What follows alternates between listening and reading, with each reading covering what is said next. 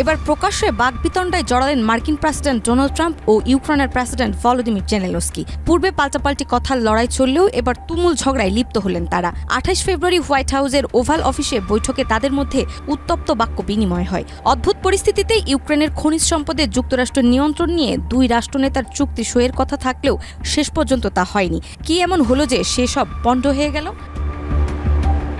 Trump প্রশাসন দায়িত্ব নেওয়ার পর থেকেই ইউক্রেনের প্রতি মার্কিন সহায়তা কমে গেছে।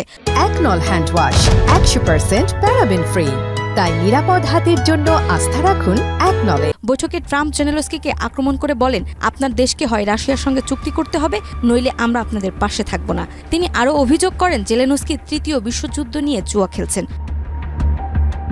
এ সময় উত্তপ্ত প্রতিক্রিয়া জানান জেলেনস্কি। তিনি ট্রাম্পের রাশিয়া পুতিন প্রসঙ্গে নমনীয় অবস্থানের সমালোচনা করে বলেন, একজন খুনির সঙ্গে কোনো ছাড় দেওয়া উচিত নয়। ট্রাম্পের সঙ্গে সঙ্গে যুক্তরাষ্ট্রের ভাইস প্রেসিডেন্ট জেডি ভ্যান্সও জেলেনস্কির প্রতি অসন্তোষ প্রকাশ করেন এবং বলেন, আপনি একবারও কৃতজ্ঞতা প্রকাশ করেননি। জবাবে জেলেনস্কি বলে, আমি বহুবার আমেরিকার জনগণকে ধন্যবাদ জানিয়েছি।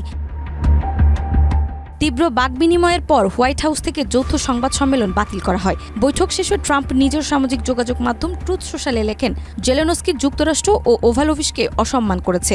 তিনি আরও জানান, জেলেনস্কি যখন শান্তির জন্য প্রস্তুত হবেন তখন আবার হোয়াইট হাউসে আসতে পারেন। এখন দেখার পালা ট্রাম্প জেলেনস্কির দ্বন্দ্ব শেষ অবধি কোথায় গিয়ে থামে। নাজমা, মাই টিভি।